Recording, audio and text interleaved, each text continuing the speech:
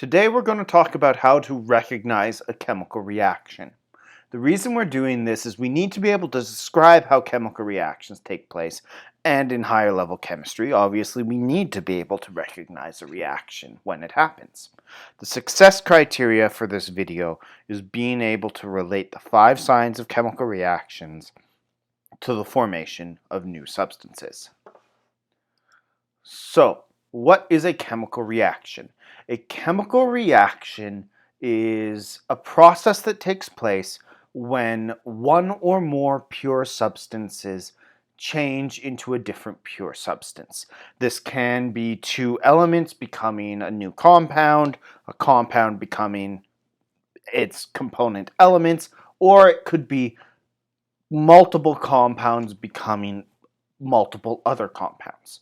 So the example we have in the slides here is that solid carbon will react with oxygen gas in order to form carbon dioxide. And we'd actually write this as C solid plus O2 gas becomes CO2 gas. The chemicals present before the reaction takes place are known as the reactants, the things that cause the reaction. In our example, carbon and oxygen are the reactants. The products are the chemicals that are present after the reaction takes place. They are the result or are produced by the reaction. In our example, carbon dioxide is the product.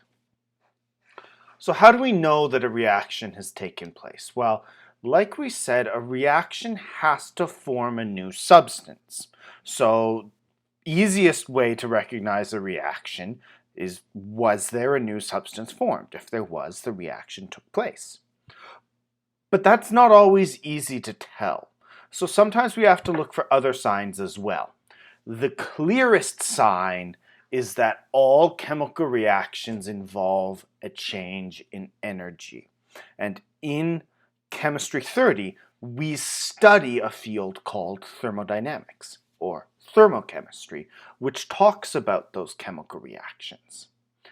The gain or loss of energy during a chemical reaction is a clear sign that it has taken place. Every single chemical reaction is either endothermic or exothermic. It either gains energy or it loses energy. Other ways that we can identify the creation of a new substance are by a change in physical properties. Everyone loves to use the example of scrambling eggs as a chemical reaction. So the way that we can recognize that scrambling eggs is a chemical reaction is we see a change in color, in opacity, and in texture of the eggs. The reason for that is that the new substance has different physical properties than the old substance. And of course, this can relate to odor or other signs as well. So on this table, we have a summary of the 5 common types of evidence for chemical reaction.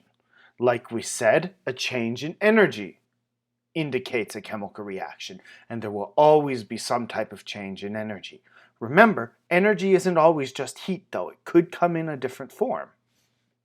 You can have a change in odor because the new substance will have a different smell, or a change in color because the new substance reflects light in a different way. And then our last 2, the formation of a gas and the formation of a precipitate, are really just a direct observation that there is a new substance. If you see a gas bubbling out of a chemical reaction, that's because one of the products is in fact a gas. Now obviously, you have to make sure that this is not just evaporation, because evaporation is a physical change, not a chemical change. But if you see bubbles forming in what looks like water at room temperature, it probably means a chemical reaction is taking place. The other way that we can directly observe a chemical reaction taking place is the formation of a precipitate. A precipitate is just a solid that is coming out of a solution when it gets mixed together. So you mix two solutions that look like they're liquids and you get a solid as a result. That is clearly a new chemical, and we give it the specific name of precipitate. Now you'll notice two things that aren't on here. We haven't talked about the formation of a liquid because liquids don't actually occur that often in nature.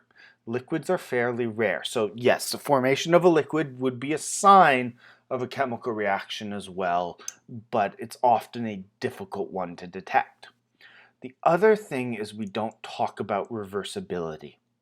When science teachers talk about how do we recognize a chemical reaction, we tell students that the reaction is not reversible. But that's not entirely true, actually. There are lots of reactions that are reversible.